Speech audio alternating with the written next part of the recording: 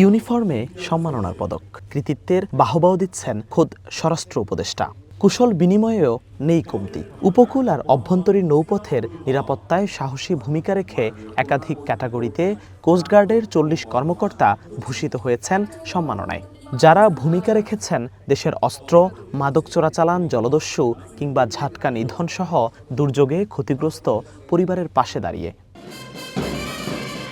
সকালে আগারগাঁওয়ের কোস্টগার্ডের সদর দপ্তরে আয়োজিত এই অনুষ্ঠানে উপদেষ্টা জানান, ত্রয়োদশ নির্বাচনে আইনশৃঙ্খলা পরিস্থিতি নিয়ন্ত্রণে কাজ করবে বাহিনীটির 100 প্লাটুন সদস্য।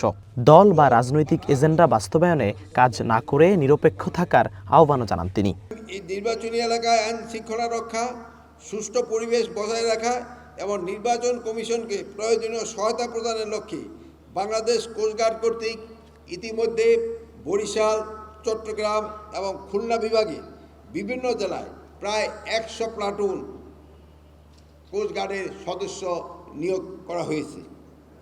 প্রিয় সহকর্মীবৃন্দ, জাতীয় নির্বাচন আপনাদেরকে সম্পূর্ণভাবে নিরপেক্ষতার সাথে দায়িত্ব পালন করতে হবে। ব্যক্তি, দল কিংবা রাজনৈতিক কোনো এজেন্ডা বাস্তবায়নে কেহ জড়িত হবেন না। ভবিষ্যৎ হোক নিরাপদ, বিনিয়োগ হোক বিশ্বস্ত, আর আমার পছন্দ সল্ট বে।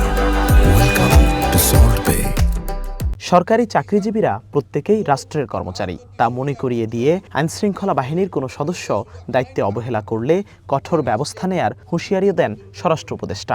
আপনারা রাষ্ট্রের কর্মচারী, কোনো রাজনৈতিক দলের প্রতি ন্যূনতম পক্ষপাতদুষ্ট আচরণ সহ্য করা হবে না। যদি কারো বিরুদ্ধে কোনো প্রকার কোনো প্রার্থীর পক্ষে কাজ করার বা কোনো দলীয় এজেন্ডা বাস্তবায়নের প্রমাণ পাওয়া যায়, তবে তার বিরুদ্ধে আইনানুগ ব্যবস্থা গ্রহণ করা হবে। আমি বিশেষভাবে জোর দিয়ে বলতে চাই, দুর্নীতি রাষ্ট্রের সবচেয়ে বড় শত্রু। দুর্নীতি শুধু অর্থনৈতিক ক্ষতি করে না, এটি রাষ্ট্রীয় প্রতিষ্ঠানকেই ভিতর থেকে ক্ষয় করে এবং জনগণের বিশ্বাস ভেঙে দেয়। দেশে নির্বাচন কেন্দ্রিক সহিংসতার ঘটনা কিছু ঘটলেও সেটি বাড়ছে না বলে মন্তব্য করেছেন স্বরাষ্ট্র উপদেষ্টা জাহাঙ্গীর আলম চৌধুরী। যাদের আত্মত্যাগের বিনিময়ে অর্জিত হয়েছে।